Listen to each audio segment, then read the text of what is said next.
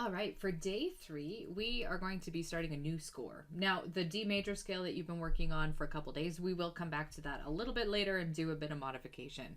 But I want to get some new techniques under your fingers as we learn through this daily series. So what we're going to be doing is setting up another technical exercise. So I'm clicking the new score button, and as we did last time, I'm going to keyboard, piano, and I'm adding the piano in. Click the next button, and again, this is going to give us an option for time signature, tempo, all that stuff.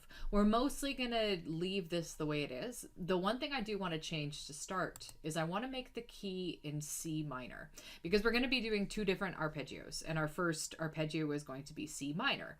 Now, if you'll notice, this is where a little bit of music theory know-how comes in handy. We have a whole bunch of major keys listed. You can also switch over to minor, but if you know the relative major or minor key signature that you're working with, it doesn't matter. You can pick basically what's equivalent to E flat major, because C minor has 3 flats. So see that I've selected it, and whether I toggle between major and minor, it's staying as the exact same key signature. So anyway, choose your own adventure based on your own music theory know-how. It really doesn't matter if I have it set up as E flat major. It's not going to change anything. It's just going to give us a working key signature. So I'm going to name this one, let's call it C minor and A minor arpeggio. And we've been working with the subtitle. I can't for the life of me remember the exact words, but we're going to call it, I don't know, score 2. Yeah, let's just call it score 2 as part of our series. Again, I'm going to leave composer, copyright, all that stuff blank, and just delete this because we don't really, feel free to put your own name if you want to do something fancy like that. Okay, so now let's get to inputting the notes. The next thing that we're going to start is playing around with a couple different rhythms. With arpeggios, we are going to be doing 8th notes instead of quarter notes, and I'll show you how to manipulate the hotkeys for that. So as always, when we're starting to input notes, we have to hit the N button. That's going to get us on note input mode, and then we can start typing in the letters. But before I do that, it's defaulting to, if you look up in the top left corner, you're going to see the blue square on the quarter note. That's where we're kind of defaulting to. I'm going to hit the number 4, and notice how our blue square just moved to an 8th note. Number 5 is the hotkey for a quarter note, 4 is for the 8th note, and you guessed it, just basically treating it like a sliding scale. If I want a 16th note, I do 3. If I want a 32nd note, I do 2. Alternately, we can get bigger. A 6 is half note, 7 is whole notes, and so forth. We'll work with all of those lots in the coming weeks. But I want to just hit number 4 so that I'm all set up for the 8th notes. And I'm going to start with C minor arpeggio. Let's just do it in octave. Let's keep it really simple. But I don't want to start that high. I'm not really into being that high with the first note. So I'm going to hit Control, down arrow, as we've done before, to change the octave. Now I'm on middle C. That looks like a better starting point. And typing through the notes, I don't even have to hit an E flat because my key signature's already taken care of that. G is the next note.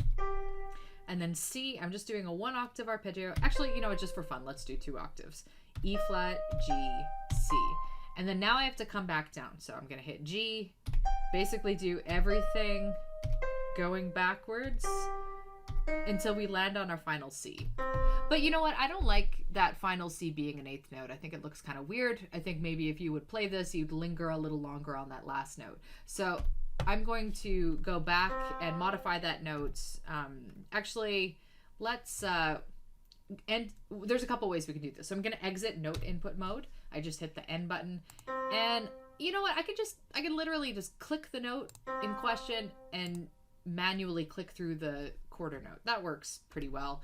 Another thing that I could do is I've got the note selected. I could hit my hotkey for 5, and that's going to turn it into a quarter note too. Note though that when you're changing it, you have to be out of the note input mode. So if I try to change the note when I'm in note input mode, nothing happens, right? You notice that? So note input mode off. Now I've got the note I want to manipulate selected, so I'm going to toggle it to the quarter note. I like that better. Okay, as we did last time, let's do a left hand C arpeggio, but the nice thing is I can just copy it and paste it into the bass clef. But as you can see, there's a mess of ledger lines. So I'm going to control down arrow to bring this down. That's still kind of high. I want to see what it looks like if I bring it down another octave. That looks a lot more, that's a lot more palatable to the eyes. Okay, so I'm going to just leave a blank space there. Again, we're going to talk about how to format the page and make the page look nice a little bit later. We'll come back and edit this one some more. But I want to start doing my next arpeggio because as you see, we've got C minor and A minor arpeggio. We've done the C minor one. Now I want to do the A minor one, but I've got this pesky key signature that's going to be causing me some problems. So I need to actually change the key signature. The easiest way to do this is go to the palette selection in the left and just, at least for me, the way my default one is set up, I've got key signatures, third from the top. If you can't find something on the palette sidebar, just hit the search button and key signatures. Ah, there it is. It found it for me. That's a useful thing you'll probably see me do a lot over the coming days. Okay, so the key of A minor, I've got to just sort of know it. Here's where my music theory know-how comes in. Oh, but look. When I hover over it, it tells me what keys they are. So maybe you don't need to know that much music theory anyway. So A minor has no sharps and flats. I'm going to just drag this over and pop it on top.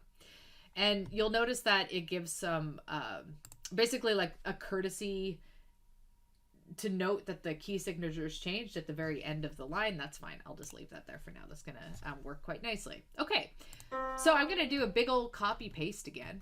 I'm going to copy, again, different whether you're Windows or Mac, but for Windows it's Control C for copy. I think Mac is Command C. Okay, so now I'm going to paste it. Of course, you're going to notice something wacky when I do that. So we've got our C minor arpeggio, but now you'll see that we've got the flats in there because our key signature is different. Also, I don't want a C minor arpeggio. I want an A minor arpeggio. But there's good news here. So I've copied and pasted it, and I'm just going to hit the down arrow button to basically change the note position. It's my first note C, move it down one. Now it's B. Move it down one. Now it's B flat. Move it down one, getting closer. Now it's A. And I'm just going to check this over. Does this look right? A, C, E, A, C, E. Yep, that transferred perfectly. And I'll do the same thing. I'm going to copy and paste, but into the bass clef and do my little trick that I did before, control down arrow to change the octave. All right.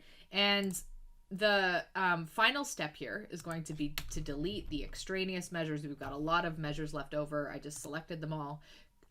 Right click, delete. You can also just hit the backspace button, or you can hit the delete button. And in any case, it's going to work out the same. Actually, let's try, I'm going to try the backspace button. Oh, why didn't that work for me? Maybe there was some other missing step. Let me try the delete button. Oh, I don't know why that didn't work either. I think yesterday it worked, so maybe something's being... Oh, it's control delete. There's my problem. I didn't have the control button.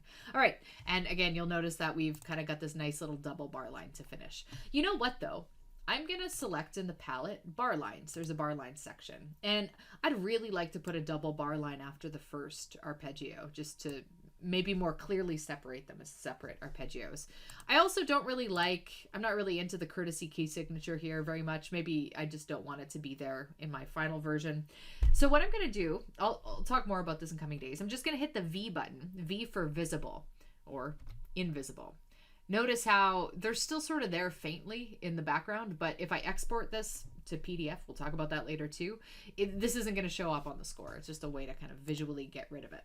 And now go through the process of save. I'm going to call this score 2 C minor and A minor arpeggio. And that is your assignment for today.